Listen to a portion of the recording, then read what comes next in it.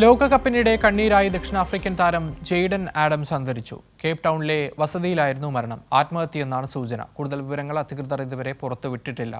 ദക്ഷിണാഫ്രിക്കൻ കായിക മന്ത്രിയാണ് മരണവിവരം ലോകത്തെ അറിയിച്ചത്.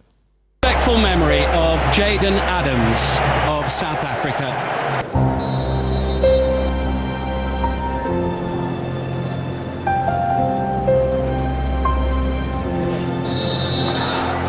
മനോഹരമായൊരു ലോകകപ്പ് കാലം ഓർമ്മകളിൽ ബാക്കി വച്ച് ജെയ്ഡൻ ആഡംസ് മടങ്ങുകയാണ്. അമേരിക്കയിലെ മൈതാനങ്ങളിൽ ആരവങ്ങൾ ഒടുങ്ങും മുമ്പ് അയാൾ ജീവിതത്തിന്റെ കളിക്കളങ്ങളോട് യാത്ര പറഞ്ഞു. ചരിത്രത്തിലാദ്യമായി ദക്ഷിണാഫ്രിക്ക നോക്കൌട്ടിൽ കടന്നപ്പോൾ അതിലൊരു പങ്ക് പേരിലെഴുതിയാണ് ജെയ്ഡന്റെ മടക്കം. കേപ്പ് ടൗണിന് സമീപം സ്കോഷസ് ക്ലൂഫിൽ ജെയ്ഡനെ മരിച്ച നിലയിൽ കണ്ടെത്തിയെന്നായിരുന്നു പോയ രാത്രിയിൽ ലോകം കേട്ടത്. ദക്ഷിണാഫ്രിക്കൻ കായിക മന്ത്രിയാണ് ജെയ്ഡന്റെ മരണം പുറം ലോകത്തോട് അറിയിച്ചത്. കേപ്പ് പ്രൊവിൻസിലെ സ്റ്റെല്ലൻബോഷ് FC-യിലൂടെയാണ് ജെയ്ഡൻ ആഡംസ് ഫുട്ബോളിലൂടെയുള്ള തന്റെ യാത്ര തുടങ്ങിയത്. 139 മത്സരങ്ങളിൽ അയാൾ സ്റ്റെല്ലൻബോഷിന്റെ ജേഴ്സി അണിഞ്ഞു. കഴിഞ്ഞ ജനുവരിയിൽ കേപ്പിലെ മറ്റൊരു വമ്പൻ ക്ലബായ മാമലോഡി സൺഡൗണിലേക്ക് കൂടുമാറുന്നുണ്ട് ജെയ്ഡൻ. ആഫ്രിക്കൻ നേഷൻസ് കപ്പിലെ മികച്ച പ്രകടനമാണ് ജെയ്ഡൻ ആഡംസിന് ലോകകപ്പ് ടീമിലേക്ക് വാതിൽ തുറക്കുന്നത്. 13 മത്സരങ്ങൾ മാത്രം നീണ്ടുനിന്നൊരു ചെറിയ കരിയറായിരുന്നു അന്താരാഷ്ട്ര ഫുട്ബോളിൽ അയാളെ അടയാളപ്പെടുത്തിയത്.